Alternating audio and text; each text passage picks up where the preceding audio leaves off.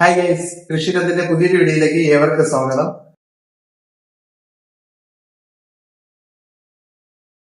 അപ്പൊ നമ്മുടെ ഇന്നത്തെ വീഡിയോ എന്ന് പറയുന്നത് കുറച്ച് ഇൻഫോർമേറ്റീവ് ആയിട്ടുള്ള കണ്ടന്റ് ആണ്. വേറെ ഒന്നുമല്ല, എന്താണ് BSc അഗ്രികൾച്ചർ.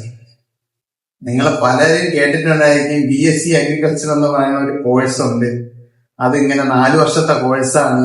പഠിച്ചു കഴിഞ്ഞാൽ ഒരുപാട് സ്കോപ്പുകളുണ്ട്. അപ്പൊ നിങ്ങൾക്ക് ആരെങ്കിലും ചിന്തിച്ചിട്ടുണ്ടെങ്കിൽ എന്തായിരിക്കും അഗ്രികൾച്ചറിൽ എന്തൊക്കെയായിരിക്കും പഠിക്കാനുള്ളത്? അത് കൃഷിപരമായി ആണോ, എന്തിനെ പറ്റിയാണ് നമ്മൾ പഠിക്കാൻ പോകുന്നതെന്ന് വല്ല ധാരണയുണ്ട്? അറിയില്ല, ആർക്കും അറിയില്ല. ഇപ്പോ ഒത്തിരി ആൾക്കാര് BSc അഗ്രികൾച്ചർ എന്ന് പറയുന്ന സ്ട്രീമിലോട്ട് വരുന്നുണ്ട്. ഒത്തിരി ആൾക്കാർ, എല്ലാവരും ഒരു കൗതുകത്തിന്റെ പുറത്താണ് വരുന്നത്. അതുപോലെ തന്നെ കൗതുകം നല്ലപോലെ ഉള്ള കോഴ്സ് തന്നെയാണ് BSc അഗ്രികൾച്ചർ. അപ്പോ BSc അഗ്രികൾച്ചറിനെ പറ്റി നിങ്ങൾ അന്വേഷിച്ച് വന്ന വീഡിയോ തന്നെയാണ് ഇത്. ഫുൾ ഡീറ്റെയിൽ ഇതിനെ പറ്റിയുള്ള A to Z കാര്യങ്ങൾ ഞാൻ നിങ്ങൾക്ക് ഈ വീഡിയോയിലൂടെ കാണിക്കും. ഈ വീഡിയോ മാത്രമല്ല, നമുക്ക് വരാൻ പോകുന്ന വീഡിയോസിലും ഇതിനെ പറ്റിയുള്ള ഫുൾ ഡീറ്റെയിൽ, ഒരു കുട്ടി BSc അഗ്രികൾച്ചർ കഴിഞ്ഞ് ഒരു ജോലി വരെ എത്തുന്നത് വരെയുള്ള ഒരു ഗൈഡ് പോലെ ഞാൻ നിങ്ങൾക്ക് വീഡിയോസ് അപ്ലോഡ് ചെയ്ത് തരാം. നിങ്ങൾ എല്ലാവരും അത് യൂസ് ചെയ്യുക. അപ്പം എല്ലാവർക്കും ഒന്ന് അയച്ചു കൊടുക്കണം കേട്ടോ. ഞാൻ ഇതുവരെ ഒരു വീഡിയോസിൽ അധികം പറഞ്ഞിട്ടില്ല വീഡിയോസും ഷെയർ ചെയ്യണം, പക്ഷെ ഇത് ഷെയർ ചെയ്യണം കേട്ടോ. എല്ലാവർക്കും ഷെയർ ചെയ്ത് കൊടുത്ത് പുതിയ കുട്ടികൾക്ക് എല്ലാവർക്കും ഇതിനെപ്പറ്റി അറിയാനും പുതിയ ആൾക്കാർ ഇതിലോട്ട് വരാനും നമ്മൾ ഒരു വഴിയായി തീരണം എപ്പോഴും. ഓക്കെ, അപ്പൊ എന്താണ് BSc അഗ്രികൾച്ചർ? സയൻസിലെ ബാച്ചിലർ ഡിഗ്രി എടുക്കുന്നതിനെയാണ് BSc അഗ്രികൾച്ചർ എന്ന് പറയുന്നത്. സാധാരണ ആരും ഈ BSc അഗ്രികൾച്ചർ എന്താണ് എന്ന് അറിഞ്ഞിട്ട് പോകാറില്ല. എല്ലാരും കോഴ്സിൽ ചേർന്നതിന് ശേഷം ഫീസുകളും എല്ലാം അടച്ചതിന് ശേഷം കോളേജിൽ ചേർന്ന് അവിടെ ക്ലാസ് തുടങ്ങുമ്പോഴാണ് നമുക്ക് ഈ അഗ്രികൾച്ചർ എന്താണെന്ന് നമുക്ക് മനസ്സിലായി തുടങ്ങണം. എന്നാലും നമുക്ക് പൂർണ്ണമായും മനസ്സിലാവാൻ പോകുന്നില്ല. അപ്പോ ഈ അഗ്രികൾച്ചറിൽ വന്നിട്ട് നമുക്ക് വേറെ ഒന്നുമില്ല. നമ്മളിപ്പോ MBBS എന്ന് പറയുന്ന ഒരു കോഴ്സ് ഉണ്ടല്ലോ, അതെടുക്കുമ്പോൾ നമ്മൾ എന്താണ് സാധാരണ കൂടുതലും പഠിക്കുന്നത്? നമ്മളെ മനുഷ്യനെ പറ്റിയും മനുഷ്യന്റെ എന്തൊക്കെ അവയവങ്ങളുണ്ടെന്നും അവയവത്തിനെ പറ്റി, അവയവത്തിന്റെ ഉപയോഗങ്ങളും അതിനെ പറ്റിയുള്ളതാണ് നമ്മൾ പഠിക്കുന്നത്. പക്ഷേ നമ്മൾ ഈ അഗ്രികൾച്ചറിലോട്ട് വരുമ്പോൾ അതില് നമ്മൾ ചെടികളെ പറ്റി പഠിക്കും, പ്രാണികളെ പറ്റി പഠിക്കും, മരങ്ങളെ പറ്റി പഠിക്കും, പിന്നെ മൃഗങ്ങൾ, മനുഷ്യനെ പറ്റിയല്ല, മനുഷ്യരിലുണ്ടാകുന്ന പ്രശ്നങ്ങൾ, അങ്ങനത്തെ കാര്യങ്ങളെ പറ്റി എല്ലാം പഠിക്കും. അതിനുശേഷം നമ്മള് ഒരുപാട് കോഴ്സ് ഉണ്ട്.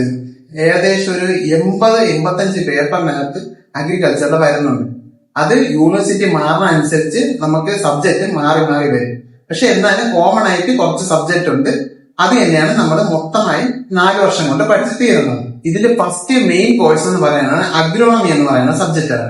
അതായത് നമ്മളെ ഒരു ചെടി വളർന്ന് വലുതായി അത് ഹാർവെസ്റ്റ് ചെയ്യുന്നത് വരെയുള്ള സ്റ്റേജിന്റെ പറ്റി പഠിക്കുന്ന കാര്യങ്ങളാണ് അഗ്രോണമി എന്ന് പറയുന്ന സബ്ജക്റ്റ് വരുന്നത്.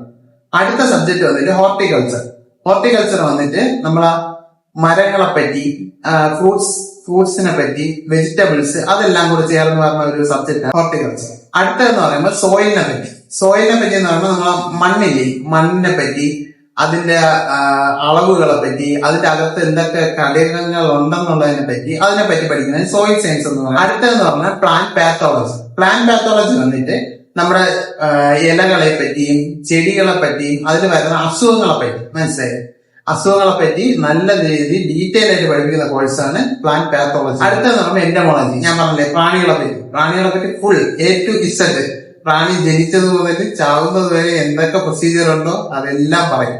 ഓക്കെ, അടുത്തെന്ന് പറയുമ്പോൾ അഗ്രികൾച്ചർ എഞ്ചിനീയറിംഗ് വന്നിട്ട് നമ്മളെ ട്രാക്ടർ, മെഷീൻസ്, സ്പ്രേയർ, അതിനെയൊക്കെ പറ്റിയില്ലേ, അതിനെ പറ്റിയുള്ള ഫുൾ ഡീറ്റെയിൽ ആണ് അവിടെ പറയാം. മാത്സ് ഇല്ല എന്ന് വിചാരിച്ച് പലരും കോഴ്സ് എടുക്കുന്നവരുണ്ട്. പക്ഷേ മാത്സ് ഉണ്ട്. അത് നമ്മൾ +1 +2 പഠിച്ച മാത്സ് ഉണ്ട്. പിന്നെ സ്റ്റാറ്റിസ്റ്റിക്സ് എന്ന് പറയുന്ന ഒരു സബ്ജക്ട് വരും. അത് 2-3 പേപ്പർ ആയിട്ടാണ് വരുന്നത്. പിന്നെ എക്കണോമിക്സിൽ നമ്മൾ മാത്സ് ഇതിൽ കയറി വരും. അതുകൊണ്ട് മാത്സ് ഇല്ല എന്ന് വിചാരിച്ച ആരും അഗ്രികൾച്ചറിലോട്ട് വരാൻ നിൽക്കണ്ട, മാത്സ് ഉണ്ട്. അതായത് ഒട്ടുമിക്ക എല്ലാ കോഴ്സിലും മാത്സ് ഒരു മാൻഡേറ്ററി സബ്ജക്റ്റ് ആയിട്ട് തന്നെ ഉണ്ട്.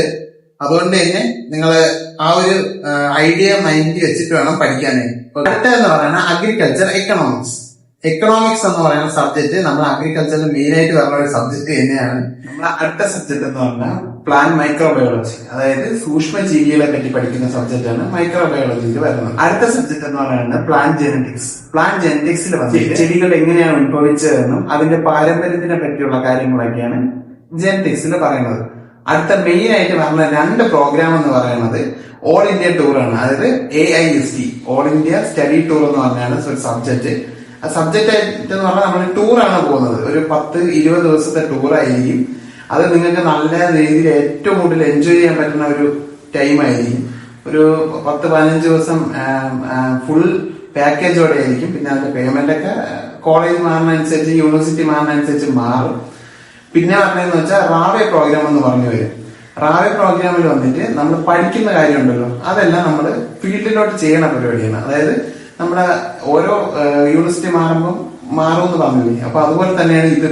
അതായത് കോളേജ് മാറുമ്പം നമ്മളെ പ്ലേസ് മാറും, ലൊക്കേഷൻ മാറും. അതനുസരിച്ച് ഒരു 10-15 പേര് ചേരുന്ന ഒരു ഗ്രൂപ്പായിട്ട് ഒരു ഫീൽഡ്, ഒരു സ്ഥലത്ത് ആക്കിയിട്ട് അവർക്ക് ഇന്ന ബ്ലോക്ക് കൊടുത്തിട്ട് ആ ബ്ലോക്കിലുള്ള ഫാർമേഴ്സിനെ പറ്റിയുള്ള കാര്യങ്ങളൊക്കെ അന്വേഷിച്ച് അവരടുത്ത് എന്തൊക്കെ ക്രോപ്പുകളാണ് അവർ എടുക്കണതെന്നും അവരെ എങ്ങനെയാണ് അത് കൃഷി ചെയ്യുന്നതെന്നും നമ്മൾ പഠിച്ച കാര്യങ്ങൾ അവർക്കും കൂടി പറഞ്ഞു കൊടുത്ത് നമ്മളൊരു നല്ല രീതിയിലുള്ള ബന്ധം അവരിൽ ഉണ്ടാക്കിയെടുക്കും.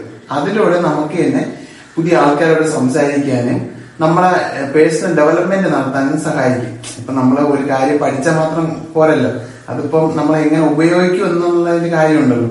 അപ്പൊ അതുപോലത്തെ നല്ല നല്ല കാര്യങ്ങളെല്ലാം ഇതിൽ കിട്ടും. അപ്പൊ മെയിൻ ആയിട്ട് ഇത്രയും കോഴ്സുകളാണ് ഇതില് വരുന്നത്. പിന്നെ പഠിക്കുന്നത് കണ്ടിന്യൂസ് നമ്മൾ പഠിച്ചുകൊണ്ടിരിക്കും. ഒരു സെമസ്റ്റർ കഴിയുമ്പോൾ അത് സെക്കൻഡ് സെമസ്റ്ററിലോട്ട് വരുമ്പോൾ അതിന്റെ കണ്ടിന്യൂഷൻ ആയിട്ട് വരും. ഓക്കെ. പിന്നെ അഗ്രികൾച്ചറിൽ പറഞ്ഞത് മെയിൻ ആയിട്ട് ജോബ് ഓപ്പർച്യൂണിറ്റി എന്ന് പറയുമ്പോൾ ഒത്തിരി മേഖലകളിലേക്കാണ് നമുക്ക് ഇതിൽ വരുന്നത്. ഒന്നാമതായത് നമ്മളെ കേരളത്തിൽ തന്നെ PSC എഴുതാം, UPSC, അതായത് നമ്മളെ IPS IAS അങ്ങനത്തെ കോഴ്സുമായിട്ട് പോവാം. അല്ലെന്നുണ്ടെങ്കിൽ നമ്മളെ അഗ്രികൾച്ചർ ഓഫീസർ, അങ്ങനത്തെ കുറെ തസ്തികകൾ വരും. അതനുസരിച്ച് നമ്മൾ അപ്ലൈ ചെയ്ത് എക്സാമിനെല്ലാം പ്രിപ്പയർ ചെയ്ത് സെറ്റ് ആയി കഴിഞ്ഞാൽ നമുക്ക് നല്ലൊരു കരിയർ ഓപ്ഷൻ ആയിട്ട് തന്നെ BSc അഗ്രികൾച്ചർ നമുക്ക് എടുക്കാൻ പറ്റും. പിന്നെ ഇതിന്റെ അടുത്ത വീഡിയോ ഉടനെ തന്നെ ഉണ്ടായിരിക്കും. നമ്മൾ സ്കോപ്പിനെ പറ്റിയുള്ള ഫുൾ വീഡിയോ, ഒരു 10-13 മിനിറ്റ് ഉള്ള ഒരു സ്കോപ്പ് വീഡിയോ മാത്രമായിട്ട് ഇടും. പിന്നെ അഗ്രികൾച്ചറിന്റെ എക്സ്പീരിയൻസ് എങ്ങനെയായിരുന്നു, എങ്ങനെയാണ് ക്ലാസ്സുകളൊക്കെ എന്നുള്ള കാര്യങ്ങളും കൂടി ഉടനെ തന്നെ വീഡിയോയിൽ വരും. അപ്പൊ എല്ലാവരും ഈ വീഡിയോ എല്ലാവർക്കും ഒന്ന് ഷെയർ ചെയ്ത് കൊടുക്കണം കേട്ടോ. എല്ലാ ഗ്രൂപ്പുകളിലും ഷെയർ ചെയ്ത് കൊടുത്ത് BSc അഗ്രികൾച്ചർ എടുക്കാൻ നിൽക്കുന്ന കുട്ടികൾക്കും കൊടുത്തു കഴിഞ്ഞാൽ അവർക്കും ഇതിനെപ്പറ്റി റെഫർ ചെയ്യാനും പറ്റും. അവർക്ക് പെട്ടെന്ന് തന്നെ അടുത്ത കോഴ്സിലോട്ട് ജോയിൻ ചെയ്യാനും പറ്റും. നിങ്ങൾക്ക് എങ്ങനെ ഈസി ആയി തന്നെ BSc അഗ്രികൾച്ചർ പഠിച്ചിറങ്ങാം എന്നുള്ള വീഡിയോസ് ഞാൻ അപ്ലോഡ് ചെയ്യുന്നുണ്ട്. അപ്പോൾ പുതിയൊരു വീഡിയോ ഉടനെ തന്നെ കാണാം. ടാറ്റാ.